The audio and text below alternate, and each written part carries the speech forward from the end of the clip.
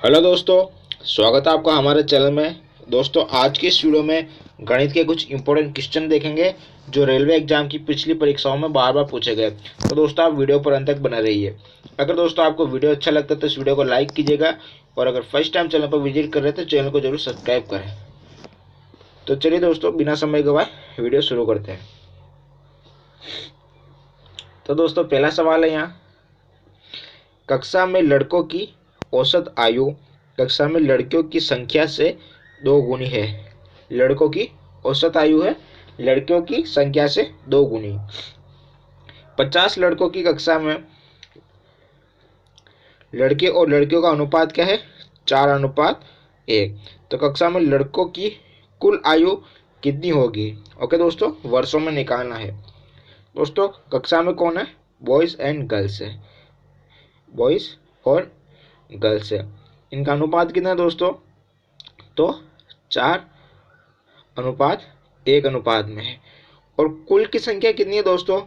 कक्षा में कुल विद्यार्थी कितने हैं? तो कुल हो जाएंगे 50, और ये इनका अनुपात दे रखा है। तो दोस्तों, मैं ऐसे कह सकता हूँ क्या? तो लड़के तो हो जाएंगे 40 और लड़के हो जाएगी दोस्तों कितनी? 10। क्योंकि दोस्तों अनुपात दे रखा है और कुल संख्या भी दे रखी है, तो हम लड़के और लड़कियों की संख्या निकाल सकते हैं। ओके दोस्तों, फिर ये पूछा दोस्तों, कक्षा में लड़कों की औसत आयु कक्षा में लड़कियों की संख्या से 2 गुनी है। लड़कियों की संख्या कितनी है दोस्तों? तो लड़कियों की संख्या है 10। तो यहाँ पूछा है लड़कों की औसत आयु लड़कियों की संख्या से 2 गुनी है। तो दोस्तों, लड़कियों की संख्या कितनी है? 10, और लड़कों की औसत आयु लड़कियों की संख्या की 2 गुनी है। तो मैं कह सकता हूँ कि लड़कों की औसत आयु कितनी हो जाएगी? 20 हो जाएगी। कितनी हो जाएगी दोस्तों? 20 हो जाएगी। और लड़कों की कुल संख्या कितनी है कक्षा में? तो कुल संख्या हो जाएगी इनकी 40। अब दोस्तों हमें क्या निकालना है? तो लड़कों की कुल आयु निकालिए। दोस्तों, लड़कों की संख्या दे रखी है, उनकी औसत आयु दे रखी है, तो मैं कह सकता हूँ कि उनकी कुल संख्या निकाल सकते हैं। क्या करना पड़ेगा? दोनों को कर दीजिए गुणा, 4 दूनी 8, और लगा दीजिए 2 जीरो। क्योंकि दोस्तों, तो 40 लड़कों की कुल आयु कितनी हो जाएगी? तो कुल आयु हो जाएगी इनकी 800। तो इस क्वेश्चन का सी ऑप्शन राइट हो जाएगा। आसान क्वेश्चन था दोस्तों, कुछ नहीं करना था। संख्या दे रखी है कुल, और अनुपात दे रखा है। बस ये कहा गया था कि लड़कियों की संख्या से दुगुनी औसत आयु हो जाएगी लड़कों की। तो लड़कियों की संख्या 10 है, तो औसत आयु हमने निकाली इसकी 20, क्योंकि दुगुनी हो गई। और कुल संख्या है लड़कों की 40, तो इससे हम कुल आयु निकाल सकते हैं। ओके दोस्तों, आसान क्वेश्चन था। बढ़ते अगले सवाल की तरफ।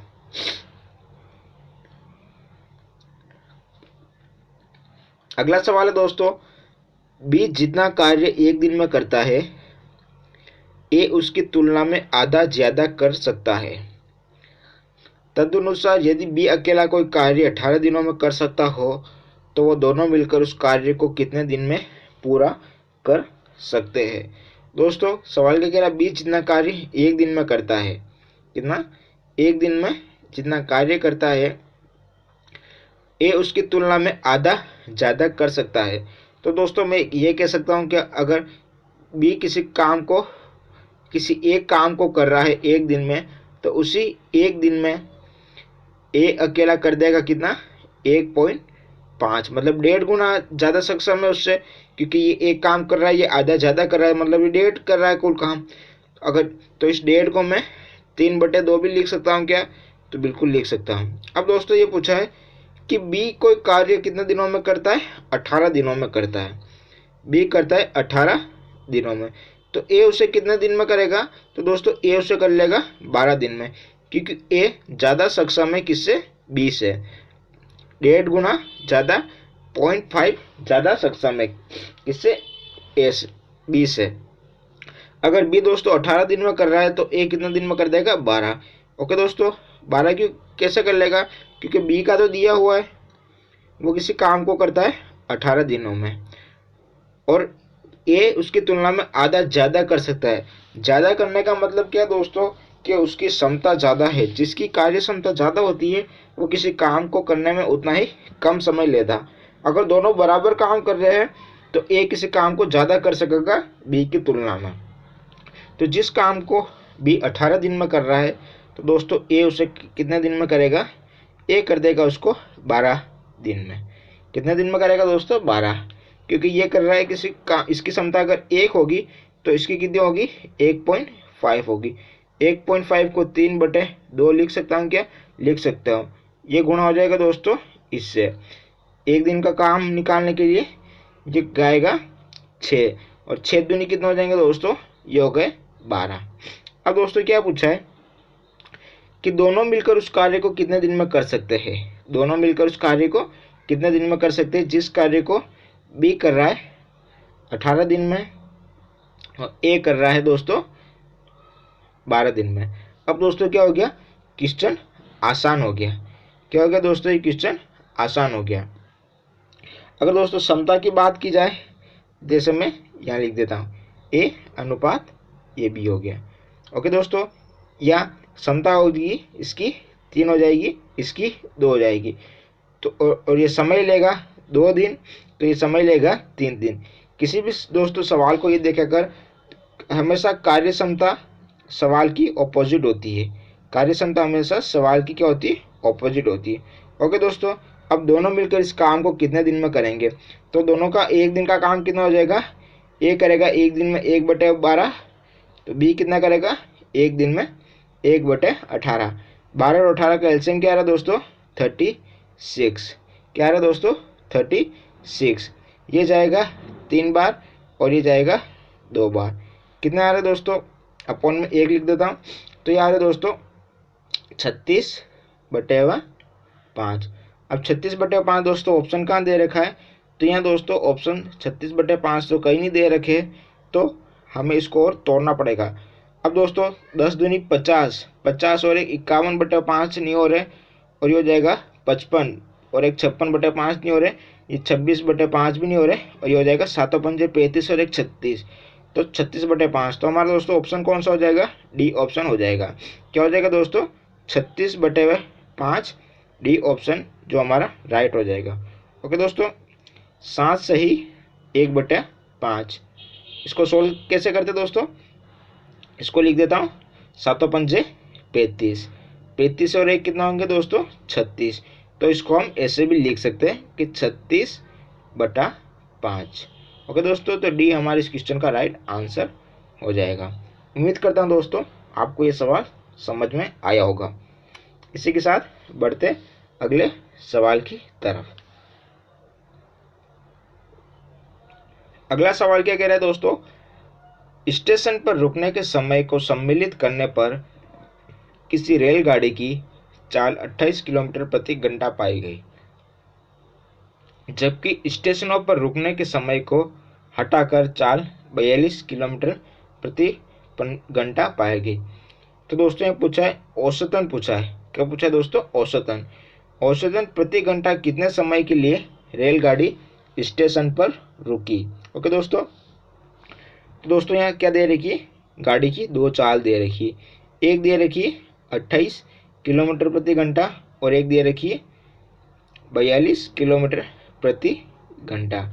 ये दोस्तों 28 किलोमीटर प्रति घंटा कब दे रखी है, जब रेलगाड़ी स्टेशनों पर रुकती है। जब रेलगाड़ी क्या होती है दोस्तों, स्टेशनों पर रुकती है, उसका भी समय काउंट करके निकाला गया है। तो गाड़ी की चाल ओवरऑल हो रही 28 किलोमीटर प्रति घंटा, और स्टेशनों पर नहीं रुक रही है या स्टेशनों पर रुकने की चाल को सम्मिलित नहीं कर रहे हैं या उनका समय को ऐड करके चाल नहीं निकाल रहे हैं, तो गाड़ी की चाल बताई जा रही है 42 किलोमीटर प्रति घंटा। यहाँ दोस्तों यहाँ गाड़ी क्या नॉन स्टॉप चल रही है।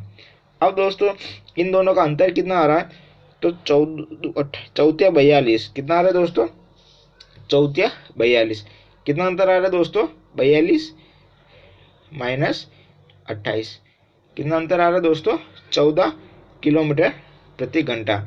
अगर रुकने के समय को भी सम्मिलित करें तो कितना आ रहा है दोस्तों, 42 किलोमीटर प्रति घंटा।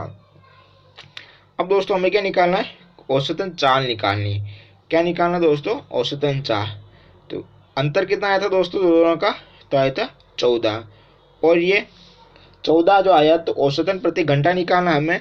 तो किस पे काउंट हो रहा है, ये 42 किलोमीटर प्रति घंटा पर काउंट हो रही। दोस्तों इंटू में क्या लिखना है, 100 लिखना है क्या, नहीं, क्योंकि हम प्रतिशत नहीं निकाल रहे, हमें क्या निकालना है, मिनटों में समय निकालना है, इसलिए हम 60 कर देंगे। क्या कर रहे हैं दोस्तों, मिनटों में समय निकालना है, क्योंकि ये आंसर क्या है, मिनटों में दिए हुए हैं, इसलिए हमें 60 से गुणा करना पड़ेगा। ओके दोस्तों, सोल्व कर देते हैं इसको। ये चौथिया हो जाएंगे 42, ये दोस्तों कटेगा 6 दूनी, तो ये कटेगा 2 बार, कितना आ रहा है दोस्तों, 20 मिनट। कितना आ रहा है दोस्तों, ये आ रहा है 20 मिनट। तो इस क्वेश्चन का कौन सा ऑप्शन राइट हो जाएगा, डी ऑप्शन राइट हो जाएगा। तो औसतन प्रति घंटा गाड़ी कितने समय के लिए रुक रही है, तो कुल रुक रही है वो दोस्तों 20 मिनट के लिए। बढ़ते अगले सवाल की तरफ।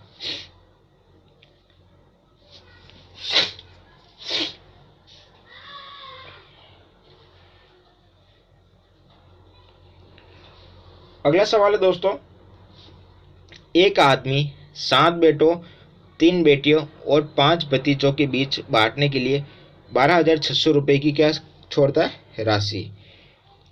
यदि हर बेटी को हर भतीजे से 3 गुना राशि मिले और हर बेटे को हर भतीजे से 7 गुना राशि मिले, तो हर बेटी का या प्रत्येक बेटी का हिस्सा कितना होगा। ओके दोस्तों, क्या कह रहा है दोस्तों सवाल, एक आदमी के पास कितना रुपये, 12,600 रुपये है, 12,600 रुपये है। अब दोस्तों उसको ये बांटना है उसके 7 तो बेटों में और 3 बेटियां दे रखी है और 5 भतीजों में, ये पैसे उसको बांटने हैं। पर दोस्तों ये क्या कर रहा है, सबको बराबर नहीं बांट रहा है, ये सबको राशि बराबर नहीं बांट रहा है। सवाल क्या कह रहा है, हर बेटी को हर भतीजे से 3 गुना राशि मिले और हर बेटे को भतीजे से 3 गुना। तो दोस्तों इन दोनों लाइनों में क्या हो रहा है, भतीजा क्या हो रहा है, कॉमन हो रहा है। बेटी का भी कंपेयर किससे हो रहा है, भतीजे से हो रहा है, और बेटे का भी कंपेयर किससे हो रहा है, भतीजे से हो रहा है।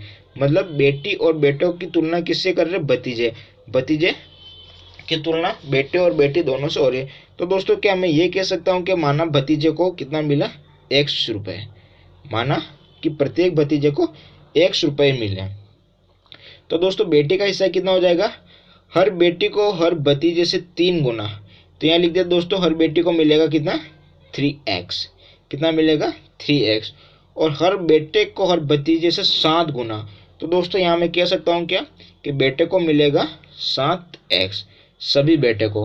अब दोस्तों ये क्या हुआ, एक जने को दी गई राशि, एक भतीजे को मिलेगा x, एक बेटी को मिलेगा 3x और एक बेटे को मिलेगा 7x। ओके दोस्तों, अब दोस्तों सवाल क्या कह रहा है, उसके पास भतीजे कितने, 5 भतीजे, तो दोस्तों मैं ये कह सकता हूँ क्या, तो भतीजों में कुल राशि बांटेगा सभी में 5x, फिर दोस्तों यहाँ आ जाएगा प्लस, और फिर ये दे रखा है दोस्तों बेटी को मिल रहा है कितना, 3x, तो 3x कितना हो जाएगा दोस्तों, 3 इंटू 3x। ओके दोस्तों, और फिर दोस्तों ये कौन है, बेटे कितने, कुल 7 बेटे, और प्रत्येक बेटे को कितनी राशि मिल रही, 7x, तो दोस्तों मैं ये कह सकता हूँ 7 इंटू 7x। तो दोस्तों भतीजे को कुल राशि कितनी मिलेगी, 5x प्लस, और ये हो जाएगा दोस्तों 9x प्लस, और ये हो जाएगा दोस्तों 7 7 49x। अब ये क्या है दोस्तों, कुल राशि है जो इनमें बांटी गई, इनको दोस्तों क्या कर देता है हमें, ऐड, क्या करना है दोस्तों, ये कुल राशियों के बराबर हो जाएगी जो इन सब में बांटी गई, किसमें, 7 बेटों, 3 बेटियों और भतीजों में बांटी गई। कितना हो रहा है दोस्तों, ये हो जाएगा 58 और 58 और 5 हो जाएगा 63। तो दोस्तों ये क्या है, 63 कुल राशि बांटी गई, और कुल राशि बोल कितना रहा है यहाँ पर, तो ये बोल रहा है 12,600 रुपये, 12,600 रुपये किसके बराबर हो जाएंगे, 63x के बराबर हो जाएंगे। ओके दोस्तों, तो यहाँ मैं कह सकता हूँ क्या, 63x इक्वल टू किसके हो जाएंगे, 12,600 के। ओके दोस्तों, हमें क्या निकालनी, x की वैल्यू निकालनी, क्या निकालनी दोस्तों, x की वैल्यू निकालनी है। तो दोस्तों 12,600 को इसको भेज देगा 63। अब दोस्तों फिर पूछा क्या है सवाल में, या तो हम इसको काटा पिसा कर दे, तो फिर पूछा दोस्तों कि हर बेटी का हिस्सा कितना है। तो दोस्तों हर बेटी का हिस्सा कितना है, तो दोस्तों बेटी कितनी है, कुल 3 बेटी है। कितनी है दोस्तों, 3 बेटी है। तो पूछा तो हर बेटी का हिस्सा कितना है, और बेटी का कितना है, तो दोस्तों भतीजे से कितनी गुना राशि थी, तो बेटी की थी या भतीजे से 3 गुना राशि। बेटी की कितनी थी दोस्तों, 3 गुना राशि। तो दोस्तों क्या है, मैं कह सकता हूँ क्या, तो यहाँ पर मैं इंटू 3 कर लेता हूँ, क्योंकि बेटी को कितना मिल रहा है, 3x मिल रहा है। तो दोस्तों यहाँ मैं निकाल लेता हूँ 3x। यहाँ पे भी मैंने 3 कर दिया और यहाँ पे भी मैंने 3 कर दिया। अगर दोस्तों x निकालूंगा तो वो आ जाएगा प्रत्येक भतीजे का, और 3x निकालूंगा तो प्रत्येक बेटी का आ जाएगा। और अगर दोस्तों फिर भतीजे को और बेटे को मिल रहा है 7x, और अगर यहाँ में 7x कर लूँगा तो आ जाएगा प्रत्येक बेटे का। तो दोस्तों ये इससे कट जाएगा 21 बार, ये इससे कटेगा 1 बार। अब दोस्तों इससे क्या हमारी कैलकुलेशन आसान हो गई। ये दोस्तों जाएगा इससे 6 बार, 21 छंगे 126। तो दोस्तों ये आ जाएंगे 6 और 00, कितना आ रहा दोस्तों, 600 रुपये। ये 600 रुपये किसे मिल रहे हैं, तो प्रत्येक बेटी को मिलने वाली राशि है। क्या दोस्तों, प्रत्येक बेटी को मिलने वाली राशि कितनी है, 600 रुपये। ओके दोस्तों, ये 3x की वैल्यू है। किसकी है दोस्तों, 3x की वैल्यू। इसको दोस्तों 3 से मैं डिवाइड कर दूंगा तो आ जाएगी x की वैल्यू। ये आ जाएगा दोस्तों 200 रुपये। अब ये 200 रुपये किससे मिल रहे हैं, तो ये मिले दोस्तों प्रत्येक भतीजे को मिले 200 रुपये। पर क्वेश्चन में तो हमें हर बेटी का पूछा तो 600 रुपये हमने निकाल दिया। अगर भतीजे का पूछे, भतीजे को कितनी मिली, प्रत्येक भतीजे को कितनी मिली, तो उसे मिली दोस्तों 200 रुपये। और दोस्तों यहाँ पूछा कि बेटे को कितनी मिली, तो बेटे को 7 गुना राशि मिली। तो बेटे को कितनी मिली दोस्तों, 7 गुना 7 दूनी 14। तो प्रत्येक बेटे को कितनी मिली दोस्तों, 7 गुना 14 राशि मिली। अब दोस्तों कुल बेटे कितने हैं, 7 बेटे। तो मैं इसको 7 से गुना कर देता हूँ, और बेटी कितनी है, 3 बेटियाँ। 600 को 3 से गुना कर दूँ, और भतीजे कितने, 5 भतीजे। इस 200 को 5 से गुना कर दूँ तो दोस्तों ये कुल राशि किसके बराबर हो जाएगी, ये 12,600 रुपये के बराबर हो जाएगी। ओके दोस्तों, तो इस क्वेश्चन को मैंने आपको इतना खोल के समझाया, तो उम्मीद करता हूँ दोस्तों ये क्वेश्चन आपको अच्छे से समझ में आया होगा। इसी के साथ दोस्तों बढ़ते अगले सवाल की तरफ।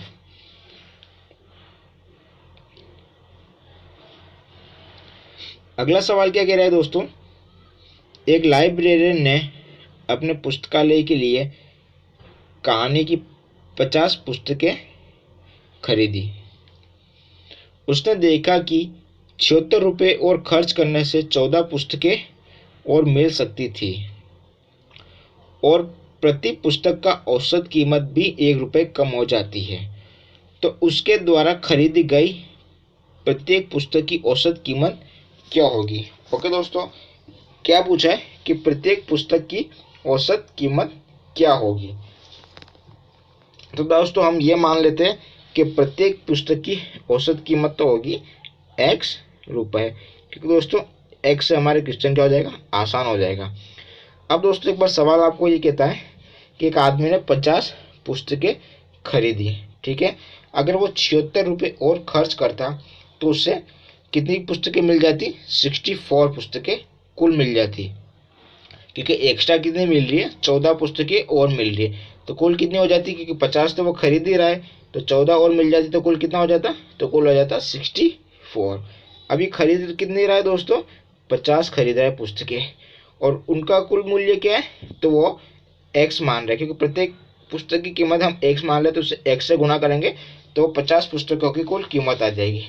अब वो बोल रहे दोस्तों अगर 76 रुपये और खर्च करे तो उसे 14 पुस्तकें और मिल जाएगी। तो कुल पुस्तकें कितनी खरीद रहा है दोस्तों, वो 64 पुस्तकें खरीद रहा है। तो दोस्तों अब एक बात बताइए, एक पुस्तक की कीमत हम 1 रुपये मान रहे हैं, तो 50 पुस्तकों की कीमत कितनी हो जाएगी, तो 50 पुस्तकों की कीमत हो जाएगी कितनी, 50x। 50 पुस्तकों की कीमत कितनी हो जाएगी दोस्तों, 50x। और 76 रुपये और ऐड कर रहा है, क्या कर रहा है दोस्तों, 76 रुपये और अगर जोड़ रहा है तो उसे कुल पुस्तकें कितनी हो जाएगी, तो कुल पुस्तकें हो जाएगी दोस्तों 64। और दोस्तों सवाल क्या कह रहा है, और प्रति पुस्तक औसत कीमत भी कम हो जाएगी। हमने प्रति पुस्तक की औसत कीमत कितनी मानी, x मानी, तो यहाँ पर हमने 76 कर लिया और यहाँ पर हमने 64 कर लिया, तो उसकी कीमत कितनी हो जाएगी, 1 कम हो जाएगी। ओके दोस्तों, तो ये बन गया हमारा एक समीकरण। ओके दोस्तों, उम्मीद करता हूँ ये आपको समझ में आएगा। अब हम इसको सोल्व करते हैं। कितना था दोस्तों, ये 50 x प्लस कितना 64 सॉरी 76, और दोस्तों 64 को मैं ऊपर ले जाता हूँ तो यह आ जाएगा x माइनस 1। क्या जाएगा दोस्तों, x माइनस 1। अब दोस्तों हमें क्या करना है, इसको सोल्व करना है। दोस्तों ये 64x गुणा होकर उधर आएगा, या इसको उधर भेज दूंगा तो कितना हो जाएगा, तो ये हो जाएगा दोस्तों 14x। क्या हो जाएगा दोस्तों, 14x। और दोस्तों ये इधर है 76 और इधर हो जाएगा 64, माइनस का 64, तो ये उधर जाके प्लस का होगा, तो कितना हो जाएगा दोस्तों, 76 और 64 हो जाएगा, ये हो जाएगा 80 और 60 हो जाएंगे, 80 और 60 हो जाएंगे दोस्तों 140 रुपये, नहीं 80 60 हो जाएंगे 140। ओके दोस्तों, जो हो जाएगा 140। तो दोस्तों x की कीमत कितनी आ रही, तो x की कीमत आ रही दोस्तों 10 रुपये। x की कीमत कितनी आ रही दोस्तों, 10 रुपये। तो ये x क्या है दोस्तों, तो ये प्रत्येक पुस्तक की कीमत है 10 रुपये। प्रत्येक पुस्तक की कीमत है 10 रुपये। अब दोस्तों पूछे कि 50 किताबों की कीमत कितनी होगी, तो दोस्तों 10 रुपये तो हमारे आंसर आगे जो हमने निकाला। अगर 50 पुस्तक की कीमत पूछे तो कितनी हो जाएगी दोस्तों, 500 रुपये। और कुल पुस्तकें उसने कितनी खरीदी, 64 खरीदी। अगर दोस्तों सवाल ये पूछता कि बताइए उसके द्वारा खरीदी गई कुल पुस्तकों की मूल्य कितना होगा, तो उसने कुल पुस्तकें कितनी खरीदी, तो 50 तो ये खरीदी और 14 ये खरीदी। कितनी खरीदी दोस्तों, 64। 64 को 10 से गुना करूंगा क्योंकि एक पुस्तक का मूल्य कितना है, 10 रुपये, तो 64 का कितना आ जाएगा, 640 रुपये उसने किताब पर कुल खर्चा करा था। तो ये हो गया दोस्तों हमारा क्वेश्चन का आंसर। उम्मीद करता हूँ दोस्तों आपको ये सवाल समझ में आया होगा। इसी के साथ दोस्तों बढ़ते हैं अगले सवाल की तरफ।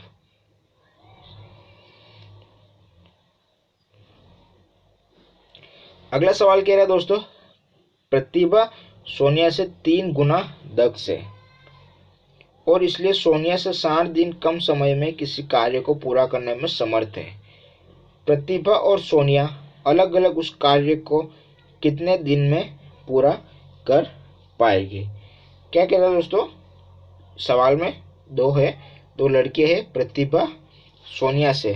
तो दोस्तों कौन है, प्रतिभा किसे, सोनिया से 3 गुना दक्ष है। क्या दोस्तों, सोनिया से 3 गुना सक्षम है। तो दोस्तों एक बात ये ध्यान रखिएगा, जो जितना सक्षम होगा वो उस कार्य को उतने ही कम समय में कर पाएगा। जो जितना सक्षम होगा वो कार्य को उतना ही, जो जितना ज़्यादा सक्षम होगा वो काम को करने में उतने ही कम दिन लेगा, और जो कम सक्षम होगा वो कार्य को करने में उतना ही ज़्यादा दिन लेगा। तो दोस्तों हम मानते हैं कि माना प्रतिभा किसी कार्य को करती है x दिन में, तो सोनिया उसको कितने दिन में करेगी, तो सोनिया उसको करेगी दोस्तों 3x दिन में। यहाँ पर सक्षम कौन है ज़्यादा दोस्तों, प्रतिभा ज़्यादा सक्षम है। यहाँ पर हमने समता नहीं, यहाँ पर हमें दोस्तों दिन निकाले, क्योंकि फिर ये अंतर भी किसका दे रहा है, दिनों का दे रखा है। तो दोस्तों यहाँ हमने किसका डिफरेंस निकाला, ये डेज का। अब दोस्तों क्या कह रहा है, सोनिया से 60 दिन कम समय में किसी कार्य को पूरा कर लेती है प्रतिभा। तो दोस्तों 3x माइनस x कितना बोल रहा है, ये 60 दिन। तो दोस्तों 2x कितना हो जाएगा, ये हो जाएगा 60। तो x कितना आ रहा है दोस्तों, x आ जाएगा ये 30। अब दोस्तों x दिन को x किसका माना था हमने, ये माना था प्रतिभा। तो प्रतिभा किस काम को कितने दिन में करती है, तो प्रतिभा करती है दोस्तों 30 दिन में। तो सोनिया कितने दिन में करेगी, वो 3x है, तो ये हो जाएगा 3 × 30। तो दोस्तों वो कर रही है उसे 90 दिन में पूरा। क्या करिए दोस्तों, ये 90 दिन में पूरा। तो हमारा ए ऑप्शन राइट हो जाएगा इस क्वेश्चन का। एक बात दोस्तों ये ध्यान रखेगा कि जितना ज़्यादा, जैसे सवाल के कह रहा है, दो लड़के प्रतिभा और सोनिया, ये दोस्तों इनकी डेज होगी, ये इनकी एफिशिएंसी होगी, ये अगर मैं ओवरऑल वर्क निकाल लेता। अब दोस्तों सवाल क्या कह रहा है कि प्रतिभा सोनिया से 3 गुना दक्ष है। कौन है? प्रतिभा। अगर दोस्तों ये एक्स है प्रतिभा, इसका डेज निकाल लेता हूँ, इनकी एफिशिएंसी ये इसकी हो जाएगी 3x और ये उसकी हो जाएगी x। 3 गुना सक्षम ज़्यादा कौन है? प्रतिभा है। किससे? सोनिया से। सोनिया की क्षमता कितनी है? x है, तो प्रतिभा की हो जाएगी दोस्तों 3x। अब दोस्तों ये किसी काम को कितने दिन में करेगी? x दिन में करेगी। ये इसका रिवर्स हो जाएगा, तो ये कितने दिन में करेगी? ये करेगी 3x दिनों में किसी कार्य को पूरा करेगी। कौन? सोनिया। प्रतिभा किसी काम को करने में कम दिन लेगी। प्रतिभा किसी काम को करने में 3 दिन कम दिन लेगी। अगर ये x दिन में कर रही तो ये करेगी 3x दिन में। हमारा आंसर क्या आया था दोस्तों कि प्रतिभा 30 दिन में कर रही है। x की वैल्यू 30 आई थी, तो सोनिया उसे कितने दिन में करेगी? तो वो करेगी 90 दिन में, क्योंकि इसकी 3x से डैश, क्योंकि दोस्तों ये 3 गुना ज़्यादा सक्षम है और ये इसे 3 गुना कम सक्षम है। ओके दोस्तों, तो उम्मीद करता हूँ ये सवाल भी आपको समझ में आया होगा। तो दोस्तों इसी के साथ बढ़ते अगले सवाल की तरफ।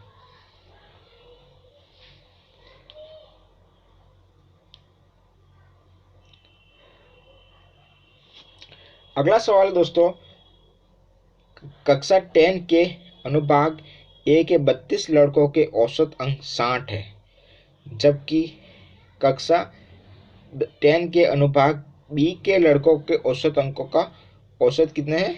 33। दोनों अनुभागों को मिलाकर अंकों का औसत क्या होगा दोस्तों? बहुत आसान क्वेश्चन है दोस्तों। कक्षा ए में कितने लड़के हैं? ये निकाल देता हूँ दोस्तों। कुल लड़के कितने हैं? 32। कितने दोस्तों? 32 लड़के। और इनका औसत कितना है दोस्तों? तो इनका औसत है 60। कितना है दोस्तों? 60।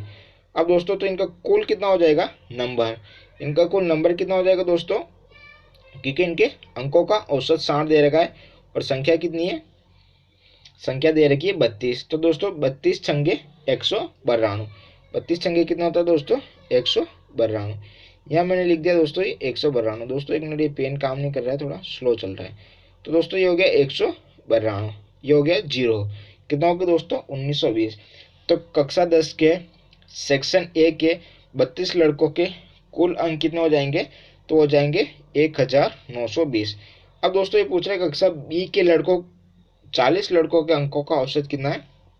तो वो है 33। किसके? B, section B. ये दोस्तों सेक्शन बी में लड़के कितने हैं? तो लड़के हैं 40।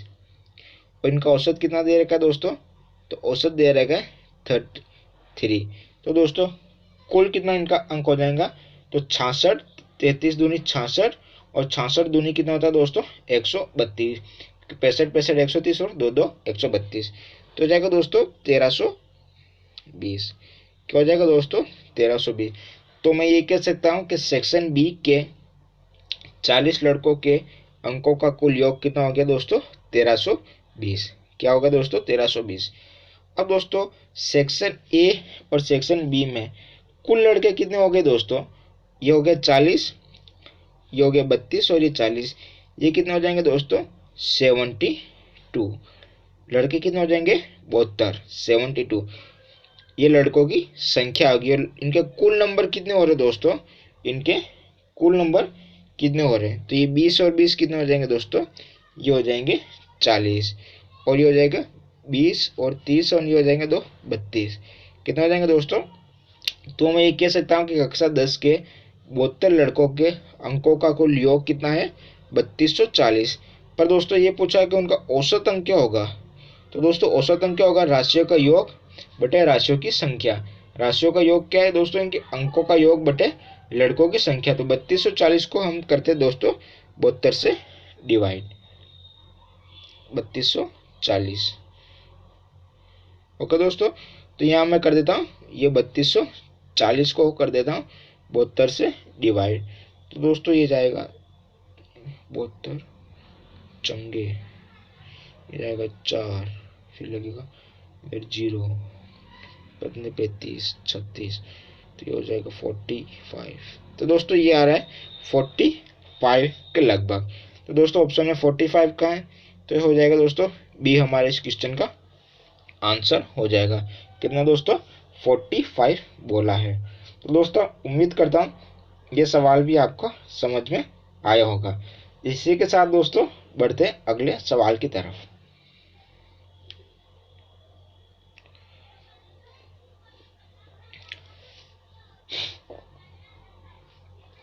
अगला सवाल है दोस्तों, यदि 7 व्यक्ति 7 दिनों तक प्रतिदिन 7 घंटे कार्य करते हुए कार्य की 7 यूनिटें पूरी करते हैं, तो 5 व्यक्ति 5 दिनों तक प्रतिदिन कार्य करते हुए 5 घंटे काम करते हुए कार्य की कितनी यूनिट पूरी करेंगे। ओके दोस्तों, वर्क एम टाइम का क्वेश्चन है, आसान क्वेश्चन है दोस्तों। इस तरह के क्वेश्चन में फॉर्मूला लगाना हमें आसान रहता है। फॉर्मूले में डायरेक्ट वैल्यू लगा दो तो क्वेश्चन सोल्व हो जाएगा। तो दोस्तों फॉर्मूला क्या है? कौन है? व्यक्ति, व्यक्ति हो जाएगा m1, फिर क्या है 7 दिनों, दिन हो जाएंगे d1, फिर क्या दोस्तों प्रतिदिन 7 घंटे, तो ये हो जाएगा टाइम t1। अब दोस्तों एक बात ध्यान रखिएगा कि वर्क हमेशा इसका क्या होगा, नीचे की तरफ ही आएगा। वर्क हमेशा इसको अपॉन में लिखेंगे। इधर हो जाएगा दोस्तों m2 d2 और ये हो जाएगा दोस्तों इधर t2। अपॉन में क्या लिखेंगे दोस्तों? w2। अब क्वेश्चन क्या पूरा है, तो कितनी यूनिटें पूरी करेंगे, कितनी यूनिटें पूरी करेंगे, मतलब ये पूछ रहा है w2 की वैल्यू कितनी होगी। w1 की वैल्यू कितनी हो रही है दोस्तों? 7 यूनिटें पूरी करते हैं। कितनी? 7 यूनिटें पूरी करते हैं। अब दोस्तों हमें कुछ नहीं करना, बस वैल्यू पुट कर देनी। क्या करना है दोस्तों? वैल्यू रख देते हैं। कौन है दोस्तों? 7 इंटू 7 इंटू 7 अपॉन में भी आ रहा है 7, ये 7, ये 7, ये 7, ये 7। ओके दोस्तों, यहाँ पर हमने ये लिख दिया। फिर इधर है दोस्तों ये 5, ये 5 और ये 5, 5 इंटू 5, ये दोस्तों लिख देता हूँ W2। ये निकाली दोस्तों हमने W2। इधर दोस्तों 7 से 7 कट जाएगा, इधर हो जाएगा 49। ये लिख देता हूँ दोस्तों W2। ये दोस्तों 55 25 और 125, ये हो जाएंगे 125। और दोस्तों इधर 7 और 7 कितने होते हैं? 49, तो ये आ जाएगा इसके अपॉन में। तो दोस्तों इसको और तोड़ने की जरूरत है क्या, क्योंकि पहले हम ऑप्शन देख लेते हैं, ऑप्शन क्या दे रखे हैं। तो 125 बटे 49 ऑप्शन दे रखा है दोस्तों बी, तो ये हमारे इस क्वेश्चन का आंसर क्या हो जाएगा? बी। तो दोस्तों ये ऑप्शन हमारे लिए राइट होगा, ऑप्शन नंबर बी। बढ़ते दोस्तों अगले सवाल की तरफ। अगला सवाल है दोस्तों, यदि मूलधन और उस पर 1 वर्ष के ब्याज के बाद के मिश्र धन का अनुपात 10:12 हो तो वार्षिक ब्याज की दर कितनी होगी। क्या दोस्तों? मूलधन और 1 वर्ष के बाद मिश्र धन, अनुपात किसका दे रखा है दोस्तों? मूलधन और मिश्र धन को हम क्या लिखते हैं? ए। क्या दे रखा है दोस्तों? मूलधन दे गया 10 और ये अनु दे रखा है मिश्र धन। तो दोस्तों कितना अंतर आ रहा है? 2 का। तो मैं क्या सकता हूँ कि 2 क्या हो गया इसका? 2 हो गया ये इसका ब्याज। ब्याज कितना हुआ दोस्तों? 2। अब दोस्तों समय कितना दे रखा है? 1 वर्ष का पूछा है और हमें निकालनी क्या है? आर निकालनी। क्या निकालना है दोस्तों? आर। आर बोले तो रेट, रेट बोले तो दर निकालनी। तो दोस्तों सिंपल इंटरेस्ट, सिंपल इंटरेस्ट क्या होता है? पी टी आर बाई 100, ये हो गया सिंपल इंटरेस्ट। हमें क्या निकालनी दोस्तों? आर निकालनी। क्या निकालनी दोस्तों? आर। आर निकालने के क्या करना पड़ेगा दोस्तों? ये एसआई के साथ चला जाएगा ऊपर। क्या चला जाएगा? 100 चला जाएगा ऊपर, नीचे रह जाएगा पीटी। अब दोस्तों सिंपल इंटरेस्ट कितना आ रहा था? ब्याज कितना आ रहा था? ये 10 है और ये 12, तो ब्याज कितना आ रहा था? 2 आ रहा था ब्याज, इंटू 100 ये कर देते हैं। और दोस्तों पी कितना था 10, पी कितना था दोस्तों 10, और समय कितना है 1 वर्ष। ये गया दोस्तों 0 से 0, ये हुआ 20%। क्या हो गया दोस्तों 20%। तो हमारे इस क्वेश्चन का आंसर क्या आ जाएगा दोस्तों डी, ऑप्शन नंबर डी 20% हमारा क्वेश्चन का आंसर हो जाएगा। कुछ नहीं करना था दोस्तों, यहाँ पर क्या दे रखा था मूलधन और मिश्रधन, इन दोनों का क्या दिया हुआ था अनुपात दिया हुआ था, मूलधन और मिश्रधन का अनुपात था। और दोस्तों मूलधन क्या होता है, मूलधन जो मूल राशि होती है जितना हम टोटल लगाते हैं ब्याज के रूप में, उस पर मूलधन पर ही हमें ब्याज मिलता है। और मूलधन और ब्याज को जोड़ के क्या मिलती है हमें मिश्रधन, मूलधन और ब्याज को जोड़ के मिलती है मिश्रधन। और मिश्रधन और मूलधन का जो अंतर होता है वो होता है दोस्तों ब्याज। क्या होता है, उसे ही हम कहते हैं ब्याज। उम्मीद करता हूँ दोस्तों ये सवाल आपको समझ में आया होगा। बढ़ते अगले सवाल की तरफ।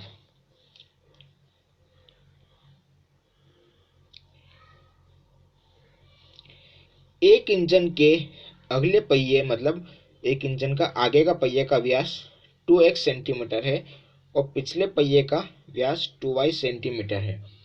आगे का पहिए का व्यास है दोस्तों 2x सेंटीमीटर और पिछले पहिए का व्यास कितना है 2y सेंटीमीटर। समान दूरी तय करने के लिए यदि अगले पहिए n बार घूमता है, मतलब समान दूरी तय करने के लिए दोनों एक साथ ही चलते पहिए तो आगे का पहिया दूरी अगर n तय कर रहा है तो पिछला पहिया कितनी बार घूमेगा, आगे का कितना घूम रहा है दोस्तों n, तो पिछला हमें निकालना है। अब दोस्तों ये ध्यान रखिएगा कि हम मानते आगे का पहिए का व्यास कितना होगा 2x सेंटीमीटर दिया हुआ है, तो आगे की पहिए की परिधि कितनी हो जाएगी 2πx, कितनी हो जाएगी दोस्तों 2πx हो जाएगी। ये मान लो दोस्तों दो पहिए हैं, ये पहिया 1 हो गया और ये पहिया 2 हो गया। ओके दोस्तों, तो इसका व्यास कितना दिया हुआ है 2x, जो हमें क्वेश्चन में दिया हुआ है 2x, तो और इसका व्यास कितना दिया हुआ है, इसका दिया हुआ है 2y, ये हमें क्वेश्चन में दिया हुआ है। और ये दोस्तों दूरी तय कर रहा है n दूरी तय कर रहा है आगे का पहिया, तो पिछला पहिया कितनी दूरी तय करेगा। तो दोस्तों पहिया जब घूमता है तो क्या घूमता है, उसकी परिधि, कुल पहिए की परिधि कितनी है वही तो रोटेट करेगी किसी भी पहिए का। अब दोस्तों तो आगे की पहिए की परिधि कितनी हो जाएगी, क्योंकि व्यास तो दिया हुआ है, क्या दिया हुआ है दोस्तों वृत्त की परिधि क्या होती है 2πr, 2π बोले तो सीधा व्यास या व्यास पाई। ओके दोस्तों, तो ये दिया हुआ है व्यास तो दिया हुआ है तो ये हो जाएगा 2πx, ये आगे की पहिए की परिधि है। और पीछे की पहिए की परिधि में कह सकता हूँ क्या 2πy, क्योंकि दोस्तों पूरा व्यास मतलब पहिया पूरा गोल होगा, हमें त्रिज्या की बात तो करनी नहीं कि त्रिज्या तो इतनी होती है, व्यास पूरा होता है इतना, तो यहाँ पर हमें क्या लेंगे परिधि लेंगे। और परिधि कितनी होती है दोस्तों त्रिज्या और त्रिज्या व्यास हो गई परिधि। इसका व्यास कितना था 2x और इसका था 2y। ओके दोस्तों, आसान क्वेश्चन है, ज़्यादा टफ नहीं है। अब दोस्तों ये कितना घूम रहा है चक्का, तो ये घूम रहा है n बार, कितनी बार घूम रहा है दोस्तों, ये तो घूम रहा है n, तो ये घूम रहा है दोस्तों मान लेते हैं n1 बार। अब दोस्तों सवाल में क्या करना है, इन दोनों को बराबर में लिख देते हैं। ओके दोस्तों, क्या करना है दोनों को बराबर लिखते हैं। पिछली पहिया माना कितनी n बार घूम रहा है, तो दोस्तों ये था परिधि कितनी 2πx और ये हो गया दोस्तों n बार घूमता है तो ये लिख दिया हमने n, और इधर था 2πy और माना ये कितनी बार घूम रहा है दोस्तों, इसका हमने मान लिया कि ये n1 बार रोटेट कर रहा है, ये कितना दोस्तों पाई है, क्या दोस्तों पाई। ये दोस्तों हमने n1 निकालना है कि पिछला पहिया कितनी बार घूमेगा, तो दोस्तों ये हो गया 2πx n divide by 2πy, तो दोस्तों पाई से पाई गया कट, 2π से 2π, तो ये कितना आ रहा है दोस्तों x n बाई वाई। तो पिछला पहिया कितनी बार घूमेगा दोस्तों, एक्स एन बाई वाई। ये दोस्तों ऑप्शन में दे रखे या नहीं दे रखा है, ये दे रखा है दोस्तों एन एक्स बाई वाई। तो सी हमारे इस क्वेश्चन का राइट आंसर हो जाएगा। ओके दोस्तों, किसी भी सवाल की दोस्तों परिधि ज्ञात करने के लिए क्या होता है, 2 पाई आर या व्यास इंटू पाई। क्या होगा दोस्तों, व्यास इंटू पाई, क्योंकि 2r क्या होती है दोस्तों, 2r व्यास, वो परिधि में व्यास ही मान रहे हैं, पर उसको हम 2 पाई आर बोलते हैं। ओके दोस्तों, तो उम्मीद करता हूँ आपको ये सवाल समझ में आया होगा। इसी के साथ दोस्तों बढ़ते अगले सवाल की तरफ। हाँ तो दोस्तों अब देखते अगला सवाल। अगला सवाल क्या कह रहा है, एक शहर में पेड़ों की संख्या 17,640 है। यदि पेड़ों की संख्या में 5% की वार्षिक वृद्धि होती है तो 2 वर्ष पहले पेड़ों की संख्या क्या थी। तो दोस्तों एक शहर में पेड़ है 17,640, यहाँ पर हर वर्ष वृद्धि होती है 5% की, जितनी संख्या होती है उसका 5% हर वर्ष बढ़ता जाता है। तो दोस्तों ऐसे नहीं पूछा है कि आने वाले 2 वर्ष में उसकी संख्या क्या होगी, ये पूछा 2 वर्ष पहले, मतलब 2 वर्ष पहले कितनी संख्या थी आज की तुलना में। तो दोस्तों इस कंडीशन में करना क्या है, हमें 2 वर्ष पीछे जाना पड़ेगा, 5% दोस्तों ऐसे करके हमें पीछे जाना पड़ेगा। तो दोस्तों हम मान लेते हैं कि 2 वर्ष पहले पेड़ों की संख्या कितनी थी, x%, ठीक है, उसमें वृद्धि कितनी होती है 5% की। तो हर वर्ष 105% वृद्धि हो रही है उसमें, ये हो जाएगा उसका 100 का 105, ठीक है दोस्तों। 2 वर्ष पीछे जाना है तो ये एक और हो गया, ये 105 कितनी है दोस्तों यहाँ पर 17,640। ये दोस्तों कट जाएंगे, ये 20, ये 21, ये 21, ये 20। अब दोस्तों हमें क्या करना है, इसको ले जाना है x के उस तरफ। ये लिख देता हूँ 17,640 इंटू 20 ऊपर आ जाएगा, इंटू 20 डिवाइड बाई 21 इंटू ये हो गया 21। अब दोस्तों 21 इंटू 21 कितने होता है, 21 इंटू 21 का स्क्वायर होता है 441। तो 441 17 64 को कितनी बार काट रहा है दोस्तों, ये काट रहा है 4 बार। कितनी बार काट रहा है दोस्तों, तो ये काट रहा है 4 बार, और बच गया एक 0। अब दोस्तों कितना है 40 इंटू 20 इंटू 20, इसको क्या लिख सकता हूँ दोस्तों, 4 दूनी 8 और 8 दूनी 16, बचे हुए 3 0। तो दोस्तों कितनी थी 16,000। तो 2 वर्ष पहले पेड़ों की संख्या कितनी थी, तो वो थी कुल 16,000। तो सी हमारे इस क्वेश्चन का राइट आंसर हो जाएगा। ओके दोस्तों, एक तरीका क्या हो सकता है दोस्तों इस क्वेश्चन को और करने का, जैसे ये 17,640 ये वर्तमान में संख्या है, तो इसका दोस्तों 2 बार 5% निकाल दो, 2 बार इसका प्रतिशत हटाओ 0 लगाओ, इसका 2 बार 5% निकाल दो, ठीक है दोस्तों। उसके बाद जो संख्या आएगी उसको 17,640 में से हमें माइनस कर देना है, ठीक है। तो हमारे क्या आ जाएगा, आंसर आ जाएगा 16,000। ओके दोस्तों, एक इस सवाल को इस तरीके से भी कर सकते हैं। उम्मीद है दोस्तों ये सवाल आपको समझ में आया होगा। इसी के साथ दोस्तों बढ़ते अगले सवाल की तरफ। अगला सवाल क्या कह रहा है, अगला सवाल कह रहा है 16 आदमी दिन में 14 घंटे काम करके किसी कार्य को 12 दिन में पूरा कर सकते हैं, तो 28 आदमी दिन में 12 घंटे काम करके उस कार्य को कितने दिन में पूरा करेंगे। यहाँ क्या बोल रहा है दोस्तों, हमें बोल रहा है डेज की संख्या कितनी होगी।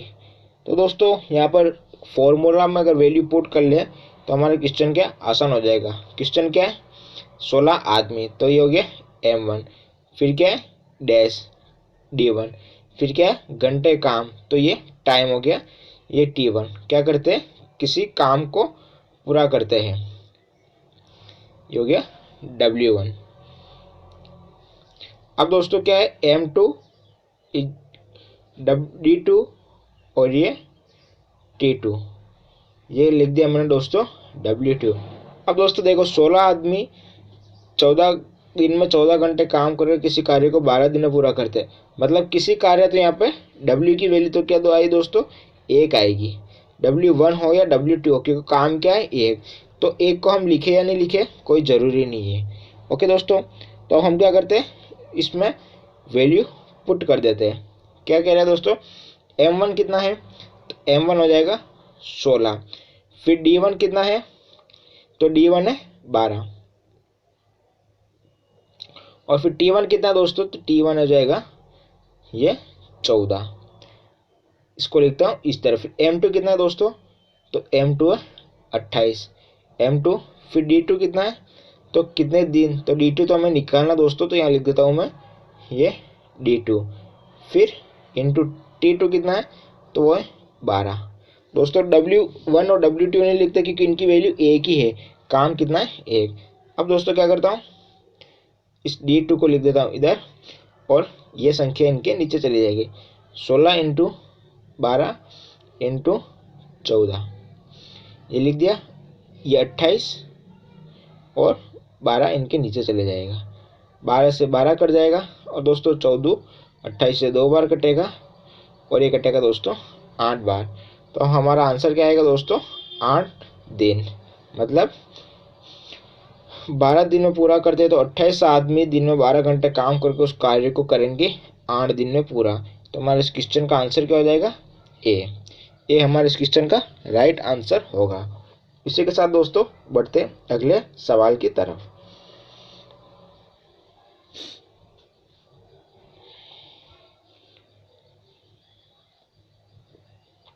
अगला सवाल क्या कह रहा है दोस्तों, एक नदी जो 3 मीटर गहरी, 14 मीटर 40 मीटर चौड़ी और 2 किलोमीटर प्रति घंटे की गति से बह रही है, उसका पानी सागर में 1 मिनट में कितने लीटर गिरेगा।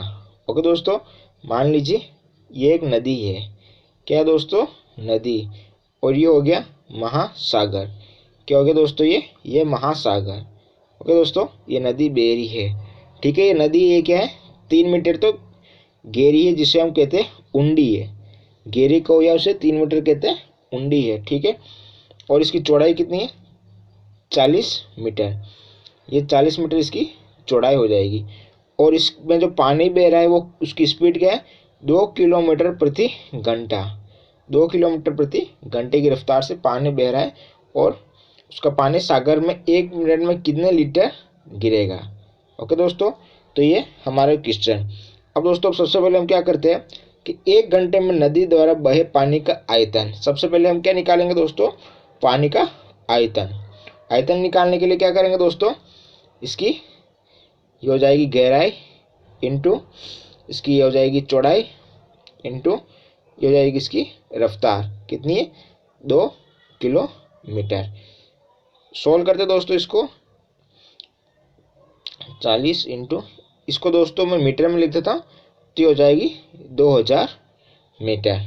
ये कितना हो जाएगा दोस्तों, आयतन निकालेंगे तो ये 8 और 4 दूनी, ये हो जाएगा दोस्तों 12 दूनी 24, 24 और ये 0, 1 2 3 4, ये हो जाएगा दोस्तों मीटर क्यूब, क्योंकि हमने आयतन निकाला है। ओके दोस्तों, तो 1 घंटे में नदी द्वारा बहे पानी का आयतन कितना होगा, 2,40,000 घन मीटर। ओके दोस्तों, 1 मिनट में, यहाँ सवाल में पूछा क्या है, उसका पानी सागर में 1 मिनट में कितने लीटर गिरेगा। क्या दोस्तों, 1 मिनट में कितने लीटर गिरेगा। तो हमें क्या करना पड़ेगा दोस्तों, अब इसको कन्वर्ट करना पड़ेगा हमें लीटर में। क्या करना पड़ेगा दोस्तों, लीटर में। लीटर में कन्वर्ट करने के लिए क्या करना पड़ेगा दोस्तों, तो हमें 1000 से इसको गुणा करना पड़ेगा। तो ये लिख देता हूँ दोस्तों, ये 2, ये 40,000, 2 3 4 इंटू 1 2 3 और डिवाइड किससे कर देता हूँ क्योंकि मिनट में बदलना, ये 60 से हमने कर दिया इसको डिवाइड। एक जीरो से एक जीरो उड़ा दो और ये पूरेगा 6 चौका 24, ये 4 बार जाएगा। तो दोस्तों कितने आ जाएगी इसकी वैल्यू, जीरो गिन लेते, 1 2 3 4 5 6, कितने आ रहे दोस्तों, तो ये आ रहे 4 लाख। कितने आ रहे दोस्तों, इसकी वैल्यू आ रही 4 लाख। तो 4 लाख हमारे ऑप्शन में कहाँ है दोस्तों, तो ये हो जाएगा ऑप्शन नंबर ए। क्या जाएगा दोस्तों, ऑप्शन नंबर ए। मतलब उसका पानी सागर में 1 मिनट में कितना लीटर गिरेगा, तो कितना लीटर गिरेगा दोस्तों, तो वो है 4 लाख। ओके दोस्तों, बढ़ते अगले सवाल की तरफ। तो दोस्तों बढ़ते अगले सवाल की तरफ। अगला सवाल क्या कह रहा है दोस्तों, 7 लगातार आने वाले धन पूर्णांकों का औसत कितना है, 26। इन पूर्णांकों में सबसे छोटा पूर्णांक कौन सा होगा। अब दोस्तों 7 लगातार आने वाले धन पूर्णांक है, इसका औसत दे रखा है 26। तो दोस्तों इसको हम दो तरीके से करेंगे। सबसे पहले देखते हैं शॉर्ट ट्रिक। शॉर्ट ट्रिक के लिए दोस्तों क्या करना पड़ेंगे, जो औसत दे रखा है 26, एक मिनट दोस्तों इसको समझा दूँ आपको। जैसे ये औसत दे रखा है 26, इसको तो मान लेते हैं सेंटर की संख्या, क्योंकि ये औसत दे रखा है और संख्या कितनी है, 7 लगातार आने वाले। तो 3 इधर खिसकेंगे दोस्तों, 3 इधर और 3 इधर खिसकेंगे, ये हो गई 7 संख्या। अब दोस्तों 3 इधर बढ़ना है, 26 से आगे कितना, 27 28 और ये 29, और 26 से पहले 25 और 25 से पहले 24 और फिर आएगा दोस्तों 23। इन पूर्णांकों में सबसे छोटा पूर्णांक कौन सा होगा, तो वो होगा दोस्तों 23। ये हमारे इस क्वेश्चन का आंसर हो गया। क्योंकि दोस्तों जो पूर्णांक दे रखा है वो हम मध्य की संख्या लेते हैं, तो संख्या क्या है, 7 लगातार आने वाली। क्या दोस्तों, 7 लगातार आने वाली। अगर 5 लगातार आने वाली पूछते तो हो जाता फिर 24, और अगर सबसे बड़ा पूर्णांक पूछते तो हो जाता 29। अब दोस्तों अगर इस तरीके से आपको समझ में नहीं आया तो एक तरीका फिर इसका ये होगा कि 7 लगातार आने वाले पूर्णांक में माना पहला पूर्णांक क्या है, x है, फिर दूसरा क्या है x+1, और तीसरा क्या है x+2, फिर x+3, फिर x+4, फिर x+5 और x+6। ये हमने मान लिए 7 पूर्णांक। अब दोस्तों फिर इसमें क्या करना पड़ेगा, हमें लगाना पड़ेगा, या तो इन सबको जोड़ दो और इसके 26 के बराबर लिख दो, एक सोल्व ऐसा कर सकते हैं, या फिर इसके बाद हम लगाएंगे फॉर्मूला। अब फॉर्मूला क्या होगा दोस्तों, तो लगातार धन पूर्णांकों का औसत निकालने के लिए एक फॉर्मूला क्या होता है प्रथम संख्या प्लस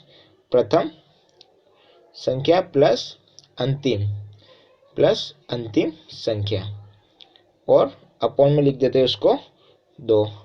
तो प्रथम क्या आ रहा है दोस्तों, प्रथम हमने लिया x, और अंतिम क्या है, अंतिम है x+6 डिवाइड बाय करना है 2।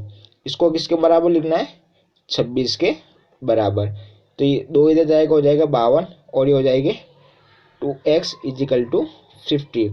तो x कितना आएगा दोस्तों, तो x की वैल्यू आ जाएगी, क्या दोस्तों x की वैल्यू आ रही है 25। x की वैल्यू कितनी आ रही है दोस्तों, 25। सॉरी दोस्तों, जब हम 56 में से 6 घटाएंगे तो कितना आएगा दोस्तों, यहाँ जो 26 दूनी कितना होता है दोस्तों, 26 दूनी होता है 52। 26 दूनी, एक मिनट फिर से पीछे जाते दोस्तों, यहाँ पर हमने 56 समझ लिया था, इसको हमने लिख दिया 26। अब 26 दूनी कितने होते हैं दोस्तों, 26 दूनी होते हैं 52, और इधर ही हो जाएगा 2x, और 6 उधर जाएगा, 52 में से माइनस होगा 6, तो कितना आएगा दोस्तों, तो आएगा ये 46। अब 2x कितना है 46, तो x कितना हो जाएगा, तो x हो जाएगा दोस्तों 23 जो हमारे ऑप्शन में था, ये ऑप्शन नंबर बी। ओके दोस्तों, तो ये होगा सवाल इस तरीके से। बढ़ते हैं हमारे अगले सवाल की तरफ।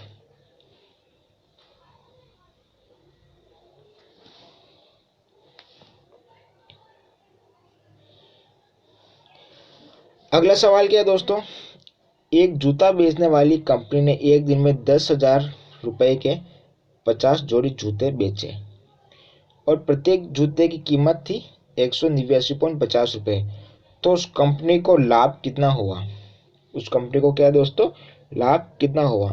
तो दोस्तों ये जो 189 रुपये दे रखे, ये क्या है, उसका क्रय मूल्य। अब 10,000 रुपये के उसने बेचे 50 जोड़ी जूते, तो एक जूता कितने में बेचा उसने? 0 से 0 काटो, ये काटो दोस्तों 5 से 2 बार, और ये बच्चे 2 0।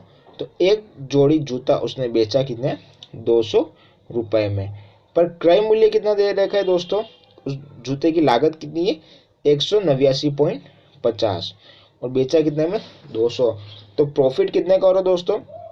क्योंकि जूता बेचा तो हमने 200 में, और पर बेचने वाले को कितने में पड़ा? तो ये पड़ा 189.50। तो 189.50 रुपये में पड़ा, तो फायदा कितने का हो रहा पर जोड़ी जूते पे? तो ये हो रहा 10.5 रुपये का, 10.50 रुपये का।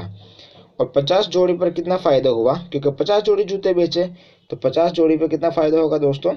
एक जीरो हटाओ, नीचे 100 लगाओ, 0 से 0 काट दो, 105, और ये हो जाएगा 525। कितना हो जाएगा दोस्तों? ये हो जाएगा 525 रुपये। ये हमारे इस क्वेश्चन का आंसर है। तो ऑप्शन क्या दे रखा दोस्तों? Option number B. तो 50 जोड़ी जूते पर फायदा हुआ 525 रुपये का। बढ़ते हैं दोस्तों अगले क्वेश्चन की तरफ।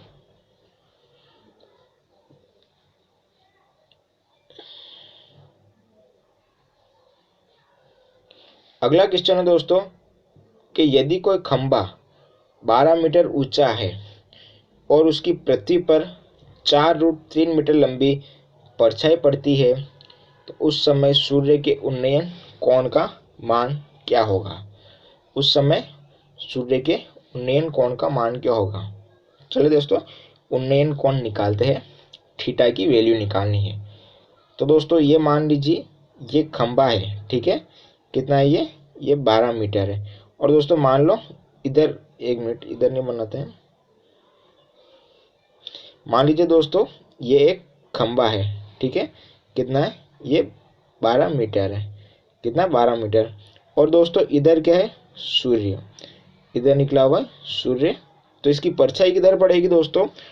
इसकी परछाई पड़ेगी इस तरफ, इस तरीके से इसकी परछाई पड़ेगी। तो उसकी पृथ्वी पर 4√3 मीटर लंबी परछाई पड़ती, कितनी? 4√3 मीटर परछाई पड़ रही है। अब दोस्तों ये कितना कोण बन रहा है? तो कोण बना रहा है ये यहाँ पर, ये थीटा कोण बना रहा है। क्या बना रहा है दोस्तों? ये बना रहा है थीटा कोण। इसको दे देते ए, इसको दे देते बी, और इसको दे देते सी। अब दोस्तों टेन थीटा क्या होगा उन्नयन कोण निकालने के लिए? तो ये हो गया टेन थीटा। टेन थीटा क्या होगा? लंब अपॉन आधार। क्या होगा दोस्तों? लंब अपॉन आधार। टेन थीटा होता है लंब अपॉन आधार। लंब कितना है दोस्तों? तो लंब है ए बी। लंब क्या है दोस्तों? A B. ये रहा, यहाँ समकोण बन रहा है तो ये लंब हो गया। और आधार क्या दोस्तों? तो आधार है इसका बेस से बी सी। आधार क्या दोस्तों? B C. अब दोस्तों हमें क्या करना है? वैल्यू रख देनी। ए बी कितना दिया हुआ है? तो ए बी दिया हुआ है 12 मीटर। कितना दिया हुआ दोस्तों? ये दिया 12, हमने ये लिख दिया 12। और बी सी कितना दिया? तो ये लिख देते हैं हम 4√3। यहाँ लिख दिया हमने दोस्तों बी सी। ये दोस्तों इससे कट जाएगा 3 बार, और ये 3√3 से कटेगा तो √3 आ जाएगा ऊपर। अब दोस्तों √3 किसके बराबर होता है? यहाँ लिख देता हूँ, टेन थीटा इक्वल टू √3। तो अगर थीटा टेन 60 डिग्री की वैल्यू कितनी होती है दोस्तों? 60 डिग्री की वैल्यू होती है √3। तो दोस्तों यहाँ पर थीटा कितना हो जाएगा? तो थीटा हो जाएगा 60 डिग्री। तो ये हमारे इस क्वेश्चन का आंसर हो जाएगा। कितना डिग्री दोस्तों? 60 डिग्री का कोण बनाएगा। चलिए दोस्तों बढ़ते अगले सवाल की तरफ।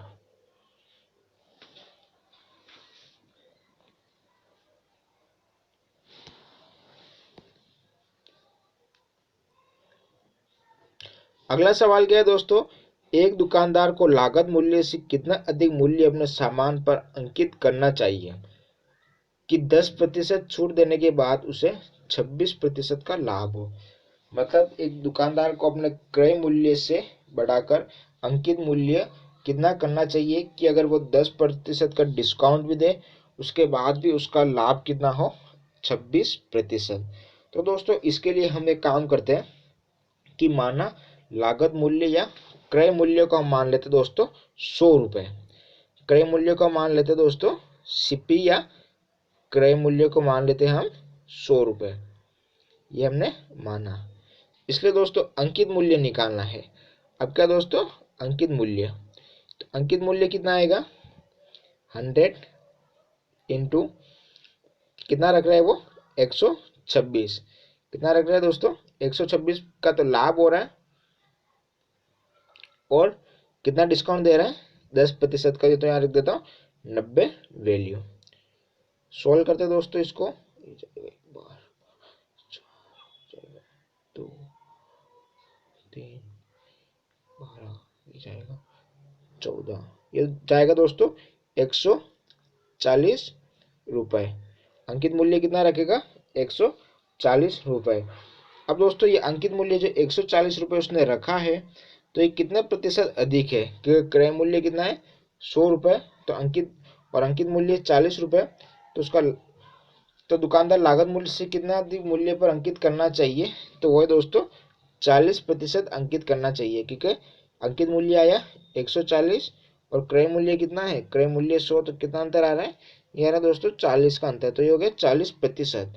अगर दोस्तों इसको इस तरीके से नहीं करना है, तो इसका दोस्तों एक दूसरा तरीका ये है कि माना अंकित मूल्य कितना है, अंकित मूल्य को यहाँ मानते हैं हम 100 रुपये और 10% छूट दे रहा है, तो उसके बाद इसका विमू हो जाएगा या विक्रय मूल्य हो जाएगा कितना, 90 रुपये, क्योंकि 10% छूट दी है। ठीक है दोस्तों, अब इसके बाद क्रय मूल्य निकालना, इसके बाद निकालना दोस्तों सीपी, क्रय मूल्य निकालना है। इसके लिए ये 90 इंटू 100, क्योंकि ये लिख दिया 126, क्योंकि 126 लिखा क्योंकि 26% का लाभ हो रहा है, तो हमें क्रय मूल्य निकालना है। ओके दोस्तों, तो इसको लिख देते हैं हम 9000 बाई 126। तो दोस्तों ये 9000 बाई 126 इसकी वैल्यू आई है। अब इसको हमें घटाना है दोस्तों 100 में से, किस में से घटाना है दोस्तों, 100 में से। कितना आया था दोस्तों, 100 minus 9000 by 126 by 9000 by 126 into क्या है 100, प्रतिशत निकालना दोस्तों। तो दोस्तों अब ये क्या हो जाएगा, ये हो जाएगा 0 से 0 कट जाएगा, ये हो जाएगा 126, तो ये हो जाएगा दोस्तों 3600 बाई 126 इंटू ये 126 ऊपर चला जाएगा बाई 9000 इंटू 100, 2 जीरो से दोस्तों 2 जीरो काट देंगे, 126 से 126 काट देंगे। ठीक है दोस्तों, यहाँ पे 9, तो ये 9 चौक 36 हो जाएगा, तो कितना आ रहा है दोस्तों, ये आ रहा है हमारे इस तरीके से भी 40%। कितना आ रहा है दोस्तों, इस तरीके से भी आ रहा है 40%। ओके दोस्तों, उम्मीद करता हूँ ये सवाल भी आपको समझ में आया होगा। बढ़ते दोस्तों अगले सवाल की तरफ।